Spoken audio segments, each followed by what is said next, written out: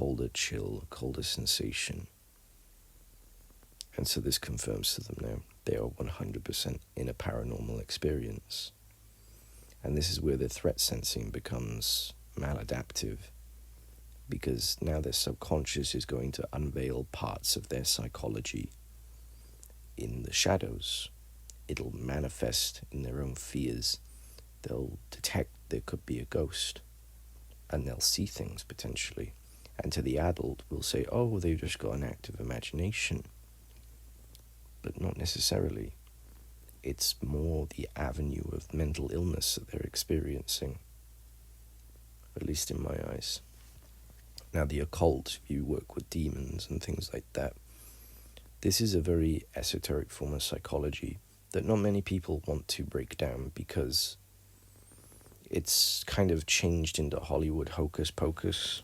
But the idea is you don't talk to people or listen to people about your experiences with demons. So if you've got, let's say, the Lesser Key of Solomon, and you evoke a certain demon, what you're really dealing with is your threat sensing, and that you'll start to see aspects of this figure emerge as your interpretation of them, and you work with forms of your psychology, and you begin to kind of manifest in your subconscious to react to stimulus in a certain way, react to thoughts in a certain way.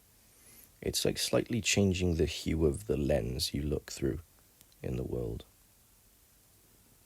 And it's just kind of manipulating your perception. That's all it is.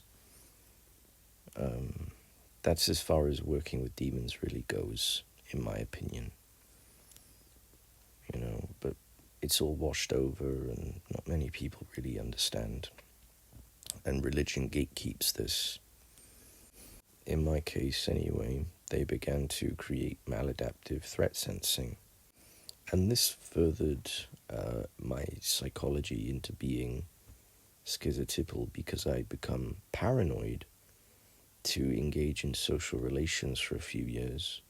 And what this does is it means I can't go deep into social relations, and so long-term gain in a social relation over short-term gain is never really worth it. And so you get trait psychopathy that you find in schizotypal people. Beyond that, I think people are dumber than me because I don't care about them because they're so horrible. I get the narcissism. They halt my development while I'm kind of being abused at home, neglected, not sent to school. And these kids would mock my family for being, incompetent, because they went through so much harassment. And my mother became so ill. Two of them, Lewis and Ethan, would chase me around the playground, and they would try and make me cry. And then they would celebrate when they were able to do that. They made me cry a lot in the early years, and then I'd be gaslit, or being told, oh, I'm so, like a baby, I'm weak. Not very nice people. But I was still friends with Lewis for a very long time. Because of what I went through and how I was wired psychologically, it was pretty hard to make friends. A lot of people started to get pissed off with me, and at 15, after I left school, I'd been planning my suicide. I would talk about running into traffic and things like that, but ultimately I thought I would wait a year or two and then end it, or wait until I got some money in because I was left a little bit, go somewhere and kill myself. I wasn't mentally well at all, and I was denied mental health because I was told I would end up ill, like my mum. She got abused through mental health apparently, and it ruined her. And from 15 and onwards, I never went outside. Ever. I had some homeschooling, but no exams, everything fell apart. And my friends, the only two friends I had, Lewis Evans and Jack Pugh, began talking about using botnets remote access tools, how they were learning to hack people. And then they started talking about adult websites I was viewing. And it got more and more creepy to the point where they start referencing recording me masturbate.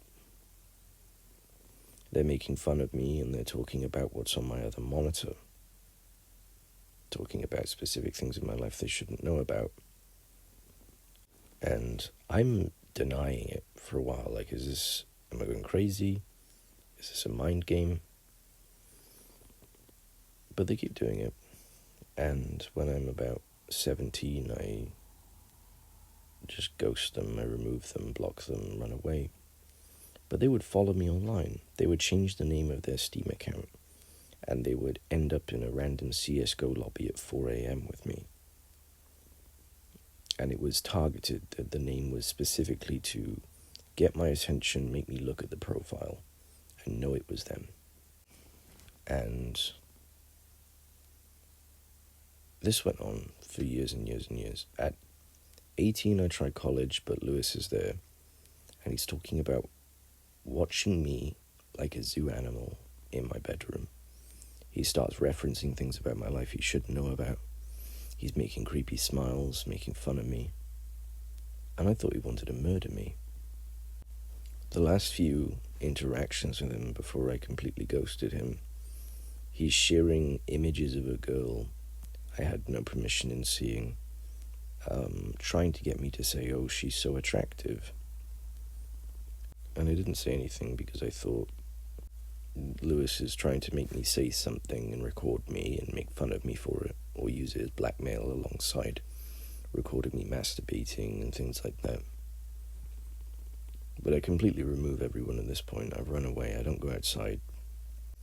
Other than these 5 days in college, I really didn't go outside in 10 years, from 15 to 25. I stopped knowing what people looked like in my age group, how we act, how we developed. No exams.